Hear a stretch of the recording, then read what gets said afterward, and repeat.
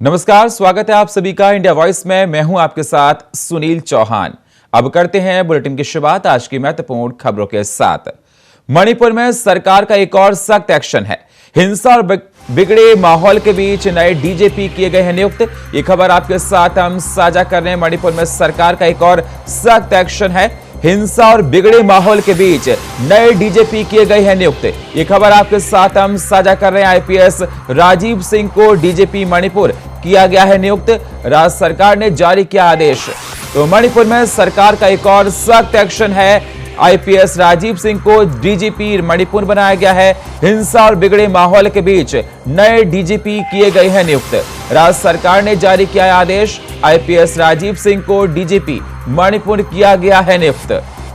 बिगड़े माहौल के बीच डीजीपी बनाया गया। राज्य सरकार ने जारी किया आदेश। आईपीएस राजीव सिंह को डीजीपी मणिपुर बनाया गया है। राज्य सरकार ने जारी किया यह आदेश। मणिपुर में सरकार का एक और सख्त एक्शन है। हिंसा और बिगड़े माहौल के बीच नए डीजीपी किए गए हैं नियुक्त। आईपीएस राजीव सिंह को डीजीपी मणिपुर बनाया गया है।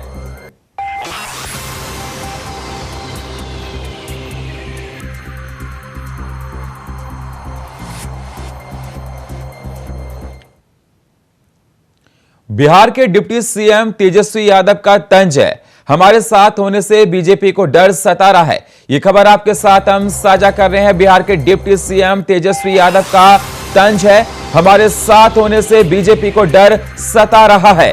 2024 को लेकर दिल से डर निकाल ही नहीं रहा। देश की जनता सत्ता से बेदखल करने जा रही है। 2024 को लेकर दिल से डर निकल नहीं रहा। और आपको बता दें, उनका कहना है कि देश की जनता सत्ता से बेदखल करने जा रही है। तो बिहार के डिप्टी सीएम तेजस्वी यादव का तंज है। तेजस्वी यादव का कहना है कि 2024 को लेकर दिल से डर निकल ही नहीं रहा। हमारे साथ होने से बीजेपी को डर सता रहा है। तेजस्वी यादव का कहना है और 2024 को लेकर दिल से डर निकल ही नहीं रहा। देश की जनता सत्ता से बेदखल करने जा रही है।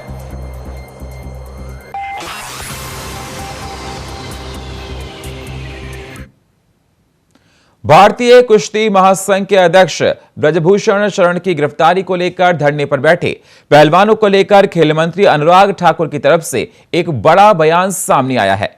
अनुराग ठाकुर ने पहलवानों को धैर्य बनाए रखने की सलाह दी है। उनका कहना है कि इस मामले का हल जल्द से जल्द निकलेगा। सरकार की तरफ से की जा रही जांच पर खेल मंत्री ने अपना भरोसा बनाए रखने की सलाह पहलवानों को दी है। पहलवानों के प्रदर्शन पर अनुराग ठाकुर का बयान आया है।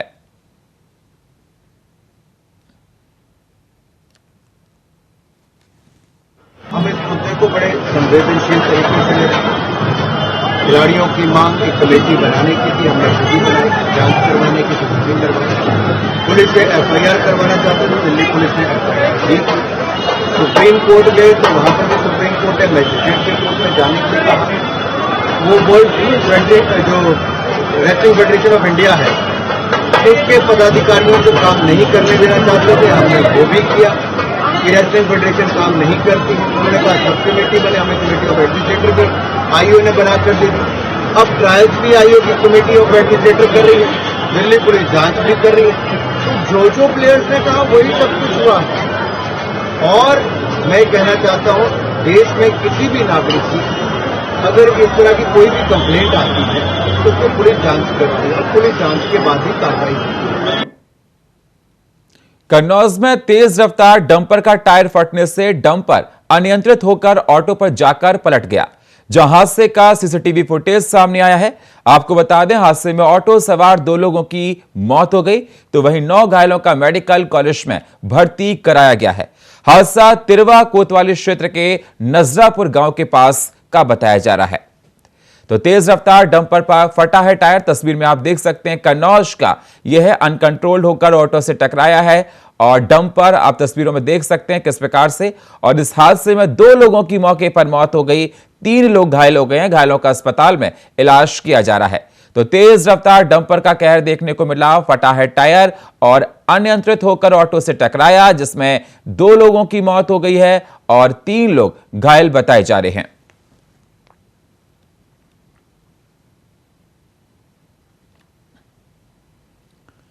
तो कन्नौज में ये बड़ा हादसा हुआ। तस्वीरों में आप देख सकते हैं, अनियंत्रित होकर ऑटो से टकराया है डंपर, जिसमें 2 लोगों की मौत हो गई और 3 लोग घायल हो गए हैं। बताया जा रहा है कि घायलों का अस्पताल में इलाज चल रहा है। अनकंट्रोल्ड रफ्तार थी इसकी, तेज रफ्तार डंपर का टायर फट गया। ये तस्वीरें आप देख सकते हैं, कन्नौज से हम आपको दिखा रहे हैं। और अनियंत्रित होकर ऑटो से टकराया, जिसमें सवार 2 लोगों की मौके पर मौत हो गई और 3 लोगों को घायल होने की सूचना मिल रही है। घायलों का इलाज चल रहा है। पुलिस इस पूरे मामले की जांच में जुटी हुई है। तस्वीरों में आप देख सकते हैं किस प्रकार से डिवाइडर से टकराया है। राजस्थान के मुख्यमंत्री अशोक गहलोत ने बिजली उपभोक्ताओं को बड़ी राहत देते हुए हर महीने 100 यूनिट से ज्यादा बिजली का इस्तेमाल करने वाले परिवारों को भी पहली 100 यूनिट बिजली मुफ्त देने की बुधवार को घोषणा की है। इस पर बीएसपी प्रमुख मायावती ने प्रतिक्रिया दी है। मायावती ने कहा कि राजस्थान में विधानसभा आम चुनाव के नजदीक अब वहां की कांग्रेस सरकार द्वारा 500 रुपए में रसोई गैस और 100 यूनिट फ्री बिजली देने की आदि की घोषणा स्पष्टता चुनावी छलावा नहीं तब और क्या, जबकि बढ़ती महंगाई के मद्देनजर इनको ये कार्य सरकार बनने के प्रारंभ में 5 साल पहले कर देना चाहिए था। बसपा प्रमुख ने कहा कि राजस्थान की तरह ही जनहित और जन कल्याण कार्यों में विफल रही है। छत्तीसगढ़ की कांग्रेस, मध्य प्रदेश की भाजपा और तेलंगाना की वीआरएस सरकार विधानसभा चुनाव के नजदीक अपनी सरकार को बचाने हेतु अनेकों प्रलोभनों और भ्रामक विज्ञापनों आदि के छलावे का सहारा ले रही है, जबकि जनता इनसे ऊब चुकी है।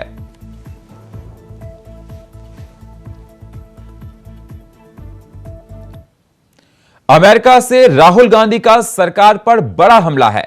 हमारी धरती के कुछ हिस्से पर चीन का कब्जा है, राहुल गांधी का कहना है। ये खबर आपके साथ हम साझा कर रहे हैं। अमेरिका से राहुल गांधी का सरकार पर बड़ा हमला है। हमारी धरती के कुछ हिस्सों पर चीन का कब्जा है, राहुल गांधी का कहना है। भारत को इस तरह किनारे नहीं किया जा सकता। राहुल गांधी ने कहा, हम कुछ मामलों में रूस पर निर्भर हैं। राहुल गांधी ने कहा, रूस के रिश्ते पर मैं सरकार के साथ हूं, राहुल गांधी ने कहा। तो इस समय राहुल गांधी, आपको बता दें, अमेरिकी दौरे पर हैं। स्टैनफोर्ड यूनिवर्सिटी में तमाम बातें कह चुके हैं और उनका कहना है कि हमारी भारत सरकार को इस तरह किनारे नहीं किया जा सकता है। राहुल गांधी का कहना है, रूस के रिश्ते पर मैं सरकार के साथ हूं और हम कुछ मामलों में रूस पर निर्भर हैं, राहुल गांधी का कहना है।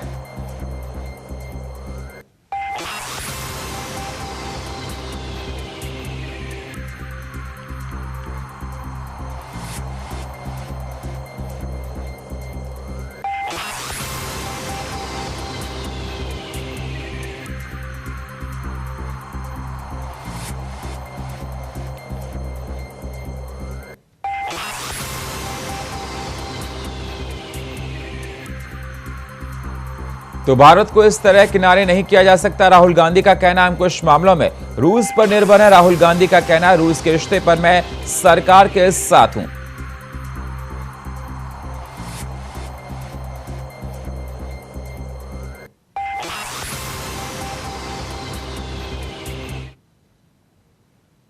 तो चलिए आपको ले चलते हैं। पीएम मोदी की ज्वाइंट प्रेस कॉन्फ्रेंस हो रही है, दिग्गजों की मुलाकात हो रही है। पीएम नरेंद्र मोदी लाइव है। पीएम मोदी और नेपाल के पीएम की ज्वाइंट ये प्रेस कॉन्फ्रेंस हो रही है। प्रधानमंत्री प्रचंड जी, दोनों डेलीगेशंस के सदस्य, मीडिया के हमारे साथी, नमस्कार। सबसे पहले तो मैं प्रधानमंत्री प्रचंड जी का और उनके प्रतिनिधि मंडल का भारत में हार्दिक स्वागत करता हूं। मुझे याद है 9 साल पहले 2014 में कार्यभार संभालने के 3 महीने के भीतर मैंने नेपाल की अपनी पहली यात्रा की थी। उस समय मैंने भारत नेपाल संबंधों के लिए एक हीट फॉर्मूला HIT दिया था। हाईवेज, हाईवेज और ट्रांसवेज। मैंने कहा था कि भारत और नेपाल के बीच ऐसे संपर्क स्थापित करेंगे कि हमारे बॉर्डर्स, हमारे बीच बैरियर्स न बने। ट्रक्स की जगह पाइपलाइन से तेल का निर्यात होना चाहिए। साझा नदियों के ऊपर ब्रिज बनाने चाहिए। नेपाल से भारत को बिजली निर्यात करने के लिए सुविधाएं बनाई जानी चाहिए। फ्रेंड्स, आज 9 साल बाद मुझे कहते हुए खुशी है कि हमारी पार्टनरशिप वाकई में हिट है। पिछले 9 सालों में हमने अनेक क्षेत्रों में कई उपलब्धियां हासिल की हैं। बीरगंज में नेपाल की पहली आईसीपी बनाई गई। भारत नेपाल के बीच हमारे क्षेत्र की पहली क्रॉस बॉर्डर पेट्रोलियम पाइपलाइन बनाई गई। हमारे बीच पहली ब्रॉडगेज रेल लाइन स्थापित की गई। सीमा पर नई ट्रांसमिशन लाइंस का निर्माण किया गया है। अब हम नेपाल से 450 मेगावाट से अधिक बिजली आयात कर रहे हैं। अगर हम 9 साल की उपलब्धियों का वर्णन करने लगेंगे तो पूरा दिन निकल जाएगा। फ्रेंड्स, आज मैंने और प्रधानमंत्री प्रचंड जी ने भविष्य में अपनी पार्टनरशिप को सुपर हिट बनाने के लिए बहुत से महत्वपूर्ण निर्णय लिए हैं।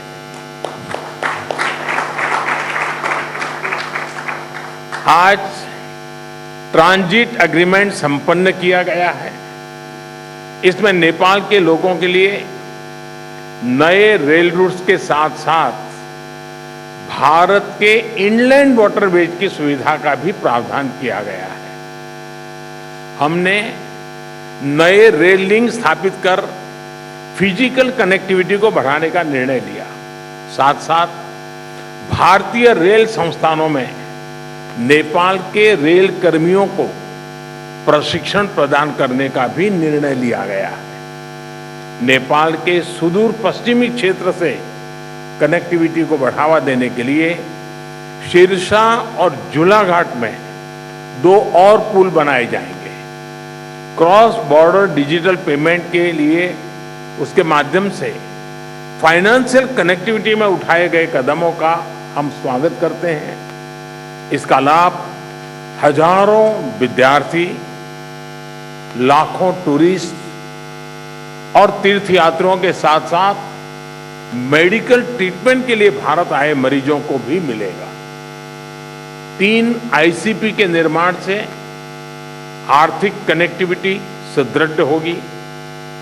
पिछले साल हमने पावर सेक्टर में सहयोग के लिए एक लैंडमार्क विजन डॉक्यूमेंट अपनाया था। इसको आगे बढ़ाते हुए आज भारत और नेपाल के बीच long term power trade agreement संपन्न किया गया है। इसके अंतर्गत हमने आने वाले 10 वर्षों में नेपाल से 10,000 मेगावाट बिजली आयात करने का लक्ष्य रखा है। फुकोट, कर्णाली और लोअर अरुण हाइड्रो इलेक्ट्रिक परियोजनाओं पर हुए समझौते से विद्युत क्षेत्र में सहयोग को और बल मिला है। मोतिहारी अमलेखगंज पेट्रोलियम पाइपलाइन के सकारात्मक प्रभाव को देखते हुए इस पाइपलाइन को चितवन तक ले जाने का निर्णय लिया गया है। इसके अलावा सिलीगुड़ी से पूर्वी नेपाल में झापा तक एक और नई पाइपलाइन भी बनाई जाएगी। साथ साथ चितवन और झापा में नए स्टोरेज टर्मिनल भी लगाए जाएंगे। नेपाल में एक फर्टिलाइजर प्लांट स्थापित करने के लिए आपसी सहयोग पर भी हमारी सहमति हुई है। फ्रेंड्स, भारत और नेपाल के धार्मिक और सांस्कृतिक संबंध बहुत पुराने हैं और बहुत मजबूत है। इस सुंदर कड़ी को और मजबूती देने के लिए प्रधानमंत्री प्रचंड जी और मैंने निश्चय किया है कि रामायण सर्किट से संबंधित परियोजनाओं में तेजी लाई जानी चाहिए। हम अपने रिश्तों को हिमालय जितनी ऊंचाई देने के लिए काम करते रहेंगे और इसी भावना से हम सभी मुद्दों का, चाहे बाउंड्री का हो या कोई और विषय, सभी का समाधान करेंगे। एक्सेलेंसी प्रधानमंत्री प्रचंड जी, आप कल इंदौर और धार्मिक शहर उज्जैन की यात्रा करेंगे। मुझे विश्वास है कि आपकी उज्जैन यात्रा ऊर्जामयी होगी और पशुपतिनाथ से महाकालेश्वर की इस यात्रा में आपको आध्यात्मिक अनुभूति भी होगी। बहुत बहुत धन्यवाद। Thank you, sir. May I now call upon the Honorable Prime Minister of Nepal to make his remarks. Your Excellency Shri Narendra Modi ji, member of delegation from both sides, friends from media, ladies and gentlemen. Thank you Prime Minister Shri Narendra Modi ji for your kind words. I am equally touched by your warm welcome and generous hospitality. This is my fourth visit to India as the Prime Minister of Nepal. I fondly recall my previous visit in Karnataka से बड़ी खबर आ रही है। कर्नाटक के चामराजनगर में IAF का trainee विमान crash हुआ है। विमान में बैठे दोनों विमान चालक सुरक्षित हैं, बाहर निकाल लिए गए। ये बड़ी खबर आपके साथ हम साझा कर रहे हैं। कर्नाटक के चामराजनगर में आईएएफ का ट्रेनी विमान क्रैश हुआ है। विमान में बैठे दोनों विमान चालक सुरक्षित बाहर निकाल लिए गए हैं। तो जो दोनों विमान में बैठे थे चालक, उनको बाहर निकाल लिया गया है। कर्नाटक के चामराजनगर में आईएएफ का ट्रेनी विमान क्रैश हुआ है। विमान में बैठे दोनों विमान चालक सुरक्षित बाहर निकाल लिए गए हैं। तो कर्नाटक के चामराजनगर में आईएएफ का ट्रेनी विमान क्रैश हुआ था। क्रैश होने के बाद बताया जा रहा है कि विमान में बैठे दोनों विमान चालक सुरक्षित बाहर निकाले गए हैं।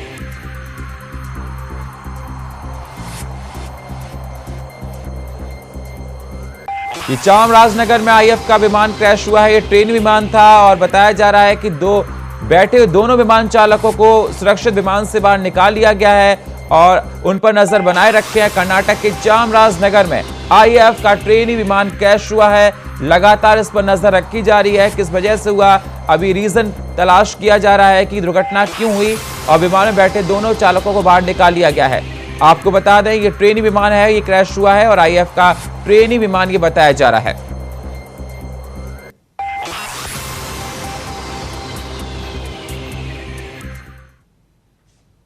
लखीमपुर खीरी के मैगलगंज थाना क्षेत्र के मड़िया गांव में बाघ होने की सूचना मिली है। बाघ के हमले से एक व्यक्ति की मौत भी हो गई है। वही सूचना मिलने पर पुलिस मौके पर पहुंची और मामले की जांच की जा रही है। तो लगातार पुलिस इस पूरे मामले की जांच की जा रही है, बाघ को ढूंढने की कोशिश की जा रही है और गांव में बाघ होने की सूचना मिली है जिससे एक शख्स की मौत हो गई है। लगातार प्रशासन इस पर नजर बनाए हुए है कि आखिरकार किस प्रकार से समस्या का निदान किया जाए।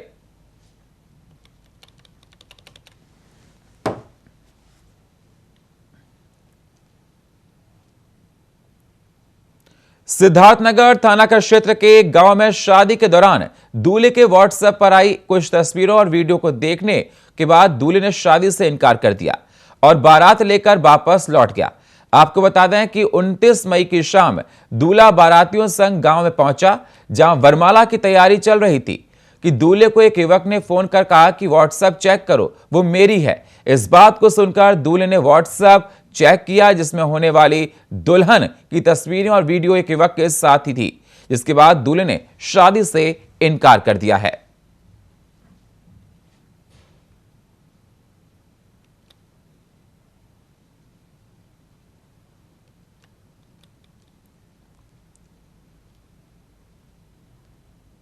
जौनपुर के थाना इलाके के स्थानीय चौक कस्बे के पास कुछ बदमाशों ने एक टीवी चैनल के पत्रकार समेत 3 लोगों पर धारदार हथियार से हमला कर जख्मी कर दिया।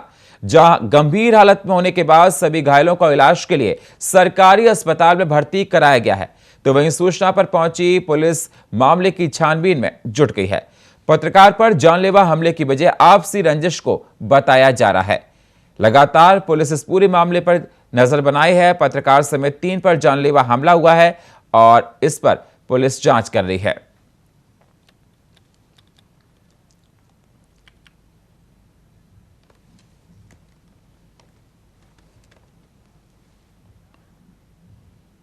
आगरा में लॉ एंड ऑर्डर को देखते हुए 52 दरोगाओं और 120 सिपाहियों का ट्रांसफर किया गया। जहां कई दरोगाओं को पुलिस लाइन से पूर्वी और पश्चिमी जोन की जिम्मेदारी दी गई है। आपको बता दें 90 से ज्यादा कांस्टेबलों का ट्रांसफर किया गया है। एक बड़ी तादाद में लॉ एंड ऑर्डर को देखते हुए अपर पुलिस आयुक्त केशव कुमार चौधरी ने ट्रांसफर किया है।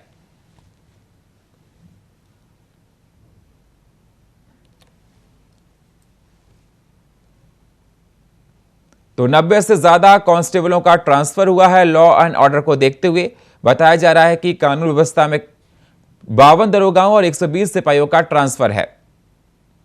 बुलंदशहर के गुलाबठी के बराल गांव में असामाजिक तत्वों ने 4 मंदिरों की लगभग 1 दर्जन से अधिक मूर्तियों को खंडित कर दिया है, जिसके बाद ग्रामीणों में भारी गुस्सा देखने को मिला है।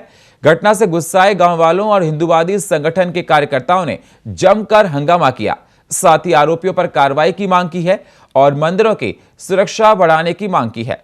घटना के बाद ग्रामीणों से मिली सूचना के बाद पुलिस बल और प्रशासनिक अधिकारी मौके पर पहुंचे। साथ ही पीएससी भी बुलाई गई है। मौके पर पहुंची पुलिस ने मंदिर को सील कर लोगों को शांत कराया और कार्रवाई का आश्वासन दिया है।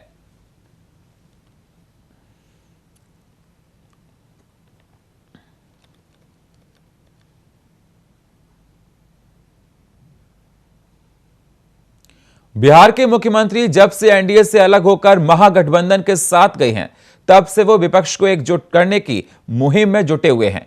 विपक्षी एकता को लेकर 12 जून को पटना में सीएम नीतीश कुमार ने विपक्षी दलों की बैठक बुलाई है। इस बैठक से पहले शिवसेना यूबीटी सांसद संजय राउत का बड़ा बयान सामने आया है।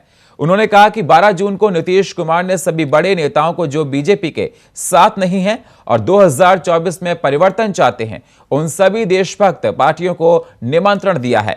उसमें उद्धव ठाकरे और पवार साहब भी हैं। मुझे लगता है कि हम पटना जाने के बारे में सोच रहे हैं। तो 12 जून को पटना में विपक्ष की बड़ी बैठक है। बैठक को लेकर संजय राउत का बयान सामने आया है।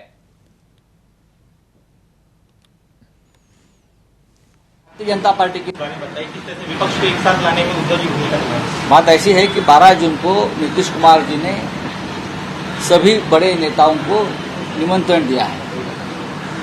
मैं ये नहीं कहूंगा कि विपक्ष नेताओं को, जो भारतीय जनता पार्टी के साथ नहीं है और जो देश में 2024 को परिवर्तन चाहते हैं, बदलाव चाहते हैं, ऐसे सभी देशभक्त पॉलिटिकल पार्टी, उनको सबको न्योता दिया है। उसमें उद्धव ठाकरे जी है महाराष्ट्र से, पवार साहब भी है।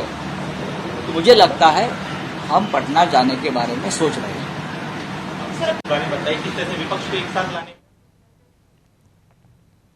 और फिलहाल इस बुलेटिन में इतना ही। बाकी खबरों के लिए आप बने रहिए इंडिया वॉइस के साथ। अब तक के लिए नमस्कार।